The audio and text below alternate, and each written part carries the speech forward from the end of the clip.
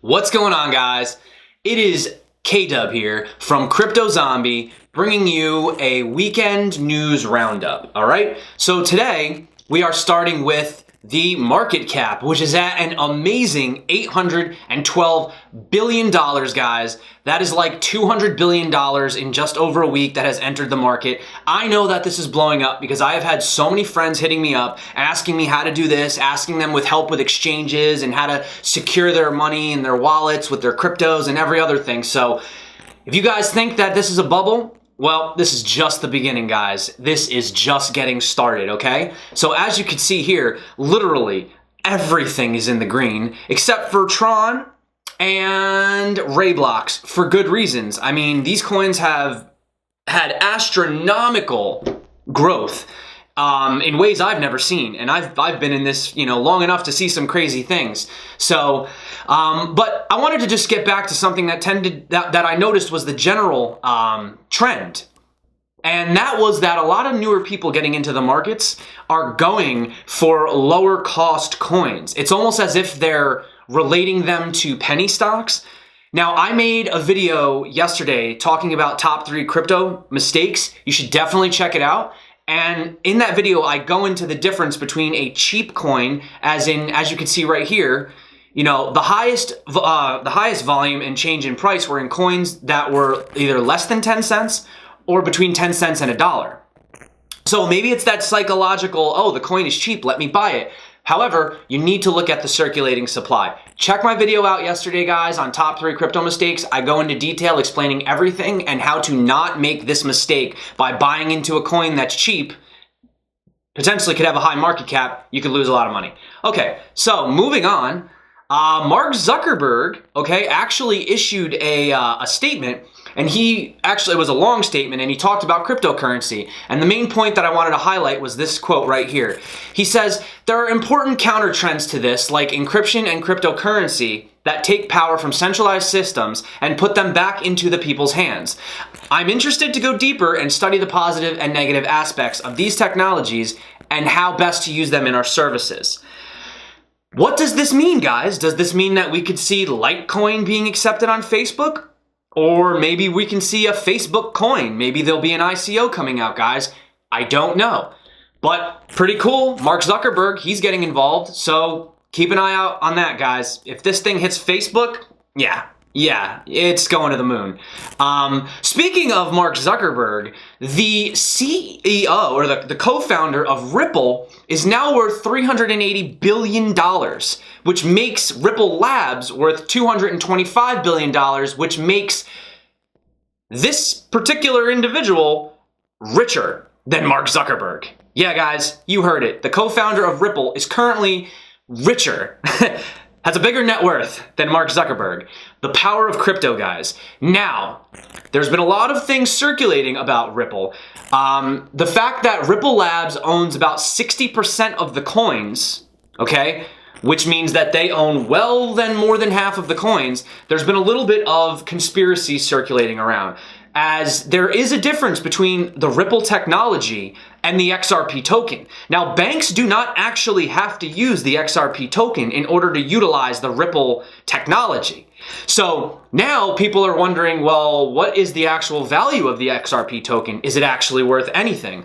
And I'd like to bring up this post right here that I found online by Anonymous, and I'm going to read it to you. It says, who's selling Ripple? The banks. Banks know they can't kill Bitcoin, so they need to get as much of it as possible, but don't want to pay full price.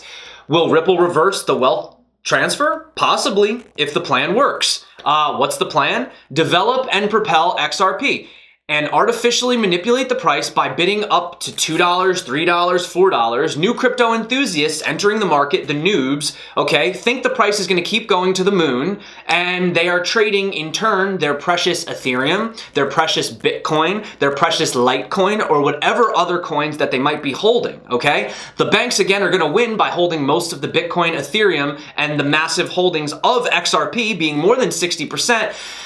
And that's when the prophecy will manifest and Bitcoin Ethereum hits over 500K and you'll be stuck with an XRP roughly pegged to the US dollar as the rich get richer and the poor get poorer. I don't know, guys. I don't know. I don't own any Ripple. I've never owned any. Oh, no, that's not true. I did buy Ripple when I first got in. I bought it for like 20 cents. And once I realized that it was a centralized currency, that the banks were behind it, call me crazy. You guys can buy what you want. I'm not here to argue about Ripple. I don't own Ripple. I have no intentions of owning Ripple. And I have made much better gains from much other coins than I would have had I held my Ripple, even when I had it at the time. Now, people that got in when Ripple was less than a penny, congratulations. But for me, I prefer to hold a lot more, I suppose I'm more into the technology, the platforms, you know, like the Neos, the Lisks, you know, Ethereums, Icon, you know, Arc, things that are platforms that can be built upon. That's what I'm into. That's what I like. To each his own, guys. So there's that right there. In other news, Binance has officially gotten over I think it's 3 million. It's either 3 million or 5 million users. Don't quote me on that. However, what's crazy to think is that at 5 million users, that's nothing, guys, compared to, what is it, 7.4 billion people in the world? Okay? Think about how much more potential this has to grow. And in turn, what happened with Binance was they actually had to shut down new registration for a little bit because they literally could not handle the volume. On top of the fact that Bittrex was having issues with something that had to do with a chip, and some of the wallets got compromised with one of their centralized server card things. So that's been pissing off a lot of people. So a lot of people have been moving over to Binance. And what happened was when they weren't allowing people to register, people that actually had Binance accounts on other email names and other lists, because remember, you don't have to actually give your information to Binance. All you need is an email. And you can trade up to 2 Bitcoin per day. And what's cool is it's in Bitcoin. It's not in dollars. So as Bitcoin price rises, you can actually trade higher amounts. So what they were doing was actually selling their accounts to other people so they could get on and start trading. So that's pretty crazy. As you can see right here, the users are selling their Binance accounts due to US temporary registration pauses. And it actually looks like Binance may end up becoming the #1 crypto exchange in the world. It's happening, guys. But that's what you get. Great customer service. They list pretty much all of the newest coins. Now, KuCoin is coming up as well. But if you've noticed, the KuCoin and the Binance coin are shooting up through the roof. So people are starting to realize the power of these new companies and these new exchanges, okay? They're working with the customers, and the customer service is amazing. They're listing great coins. These other guys need to step it up, or else Poloniex, Bittrex, Kraken, no one's going to use them anymore. So, in other news, Visa, okay? Visa suspends its partnership, or actually ends its partnership with Wavecrest, which was the major distributor for debit cards that were being used on a lot of these cryptocurrencies like TenX, WireX, Bitwala, CryptoPay, all right? So, what does this mean in the long run? Well, it means that these companies are going to be forced to have to find other people to work with. So a lot of people were worried about TenX, okay? Let's see how TenX is doing. Oh, it's up 3%. Let's give the page a refresh. All right, guys. It's starting to fall a little bit. I think this might be because of some of the FUD around them losing their card distributors. However, Dr. Julian Hosp of TenX actually did a live stream, and he put out a couple things on his Twitter saying that he can't wait for the future. He's excited. He thinks TenX is going to be the only crypto card in the future, or at least in the short-term future. They're going to end up implementing a lot of different cryptos, and he's not worried. In fact, they're currently in the works right now with a completely different partner, and withdrawals will be available to all current customers if you want to take your money off of your wallet Monday the 8th. It's currently halted due to some technological workings in the back that I don't really understand, but he says everything's okay, your money's fine, and the new cards will be issued. No problem whatsoever, all right? So, getting back to this too, also speaking about debit cards, the ETHOS team, Rob, issued a statement on the Telegram saying, The most important thing to remember is that you will have the opportunity to open both a managed investment account and a self-managed investment account, which enables you to open a checking account of your own with an associate debit card and raise this point, because once you fund your account for the first time, you conceivably will not need another outside bank account, as you can establish direct deposit or move money from other accounts or up to the top. So basically, what he's saying is that they are going to issue a debit card. So ETHOS, on top of everything amazing that they've already done with the universal wallet, is going to basically have banking license and have their own card issued. So ETHOS could potentially be the bank of the future. Are you guys getting this? The bank of the future. One stop, everything in your pocket. ETHOS is most certainly an undervalued coin, in my opinion, guys. I've been watching it since it was Bitcoins, when it was 20 cents, and I still think the coin is undervalued. So keep an eye on ETHOS, guys, and don't worry about TenX. As for what they're telling us, they're taking care of it, and everything is going to be all right. Now, I wanted to talk about something. The Icon mainnet launch, we all know, got pushed back, okay? It got pushed from the end of last month to the end of this month, right? Now, here's the conspiracy part. It turns out that South Korea is actually cracking down on anonymous crypto traders. In other words, they're gonna implement KYC, or in other words, know your customer, for all South Koreans that want to trade cryptos. This goes into effect January 20th.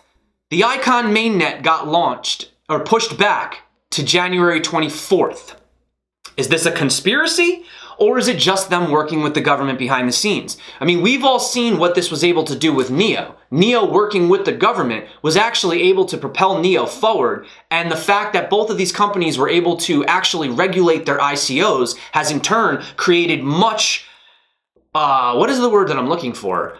Better ICOs, much more trustworthy ICOs, ICOs that actually have products, real working projects and things. Look at Deep Brain Chain, guys. Check out my video on Deep Brain Chain, okay? They have been around since 2012. They have been working on a product. How many of these companies, how many of these ERC20 tokens that are on the Ethereum network have no use case, they don't have a product, and they're completely speculative investments, okay? So, conspiracy? I don't know, guys. However, I will tell you this.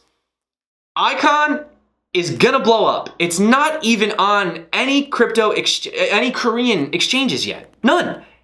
Okay? And don't forget that Icon, they actually own Coin 1.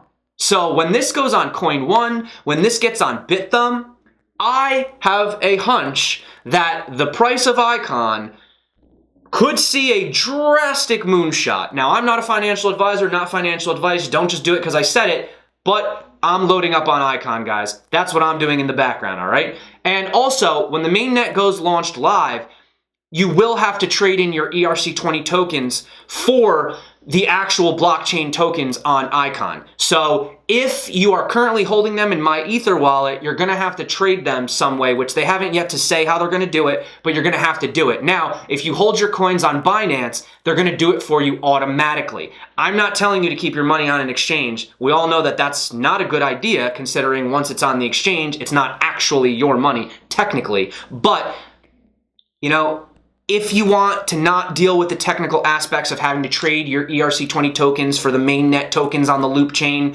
just leave it on Binance. I'm not saying whatever, but if you want, they'll exchange it for you and eliminate a lot of the hassle. So that's it for today, guys. Just wanted to bring you a little bit of a weekend update. I wanted to keep this video short and sweet and just tell you guys thank you so much for subscribing. I really appreciate all the comments. I appreciate everybody that's been hitting the subscribe button, hitting the like button, leaving a comment. Even if you're leaving a thumbs down, that's all right. At least you let me know that I need to work on something. I love hearing your comments. If I missed anything in the news, please hit me up below. Let me know. I'd love to make a video. If you have a coin you'd like me to cover or look into, I'm open for it, guys. I eat, sleep, and breathe crypto. Guys, I am the crypto zombie. Come on. I don't even sleep, guys. So, all right. Thank you so much for watching. And until next time, guys, peace out.